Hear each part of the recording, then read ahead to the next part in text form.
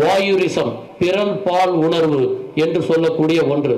ஒரு ஹோட்டலில் இருக்கிறப்ப ஓட்ட வழியாக கேமராவில் படம் எடுக்கிறது. இப்போ சமயத்தில் சமயநல்லூர் பக்கத்தில் இபி டிபார்ட்மெண்ட்லேயும் தருமபுரியில் ஒரு வேலை பார்க்கக்கூடிய இடத்துல பெண்கள் குளிக்கக்கூடிய இடத்துல ஒரு பெண்ணே ஒரு கேமரா உள்ளே பொருத்தி வச்சு அப்படியே கையங்களவமாக பிடிச்சு அடித்தா பெங்களூரில் இருக்கிற ஒருத்தன் தான் கொடுத்தான், அதனால நான் இந்த வேலையை செஞ்சேன்னு சொன்னாங்க.